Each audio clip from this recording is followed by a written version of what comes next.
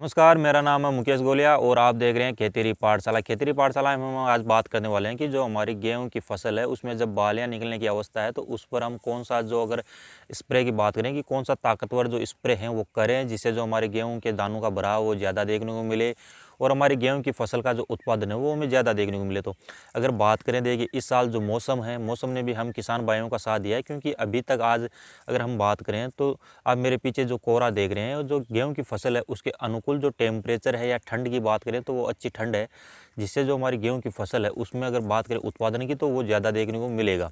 अगर हम बात करें देखिए जो हमारी गेहूं की फसल है जब वो बालियों की अवस्था में हो, बालियों की अवस्था में जब बात करें यानी जब हमारी गेहूं की फसल पोटे में हो या जब हमारी गेहूं की फसल की जो बालियाँ हैं वो निकलना अगर स्टार्ट हो जाए तो उस समय हमें कौन सा जो स्प्रे है वो लेना है। तो देखिए उस समय अगर आप स्प्रे की अगर हम बात करें तो उस समय आप जो आपका NPK 0050 आता है, अब बात करें जिसमें नाइट्रोजन, फॉस्फोरस और पोटास की कितनी मात्रा है, जिसमें आप देखेंगे नाइट्रोजन और फॉस्फोरस यानी जो यूरिया और आपकी जो DAP है वो आपको 0% की मात्रा में देखने को मिलेगी। साथ ही में अगर उसमें जो पोटास है, पोटास आपको 50% की मात्रा में देखने को मिलेगा।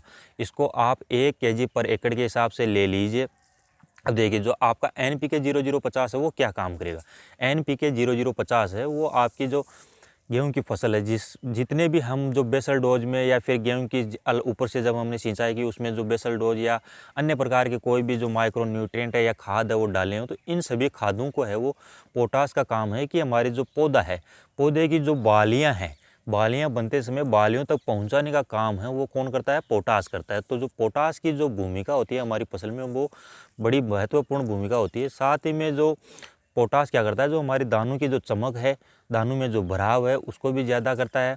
फिर अगर बात करें पोटास की तो देखिए मिट्टी में जो पानी धारण यानी जो मिट्टी को रोग प्रतिरोधक की जो क्षमता है फसल में वो बढ़ाता है और मिट्टी में जो हमारी मिट्टी होती है उसको मुलायम रखता है यानी बनने नहीं देता है।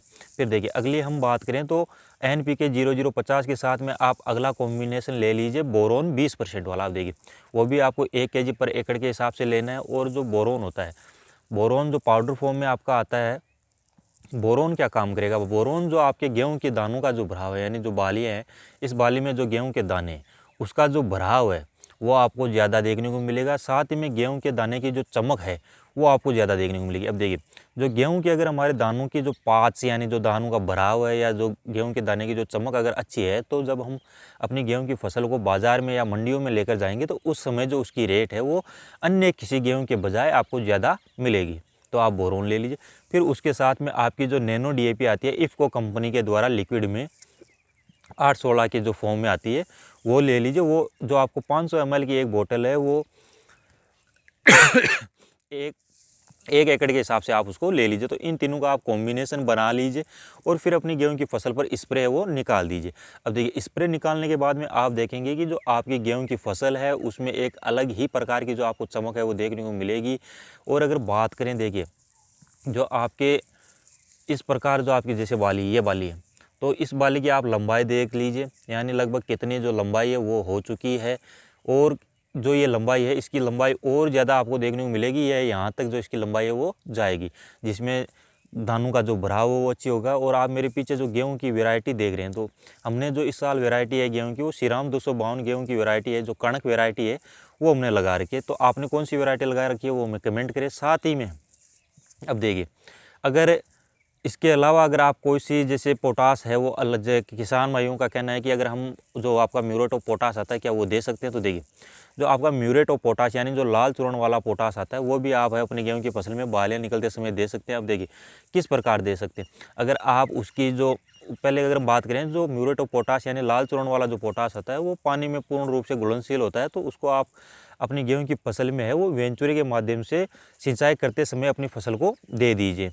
अगर हम बात करें कि उसका डोज है वो कितना लेना है तो 15 से 20 kg पर एकड़ के हिसाब से आपको उसका डोज लेना है। अब देखिए अगर आपकी गेहूं की फसल में अगर बालियां बनने की अगर अवस्था है तो उस समय आप एक और स्प्रे कर सकते हैं, उसमें आप ले सकते हैं NPK 05234। अब देखिए जो NPK 05234 है और उसके साथ में कोई भी जो आपका PGR है वो ले लीजिए और कोई भी जो माइक्रो न्यूट्रिएंट आपको लिक्विड में देखने को मिलता है वो ले लीजिए। तो इसका भी आप जो कॉम्बिनेशन बनाकर अपनी गेहूं की फसल पर जो स्प्रे है वो कर दीजिए। अब दी गई जानकारी आपको कैसी लगी वो कमेंट करें। साथ ही में जो हमारी गेहूं की फसल है उस पर अगर हम कैल्शियम जो नाइट्रेट आता है यानी कैल्शियम आता है, क्या उसको गेहूं की फसल को हम दे सकते हैं नहीं दे सकते, तो इसके बारे में संपूर्ण जानकारी आपको अगले वीडियो में देखने को मिलेगी। तो उसके लिए आपको इंतजार करना होगा। साथ ही में अगर चैनल को अभी तक सब्सक्राइब नहीं किया तो चैनल को सब्सक्राइब करें और वीडियो को ज़्यादा से ज़्यादा शेयर करें ताकि किसान भाइयों तक यह जानकारी पहुँच सके।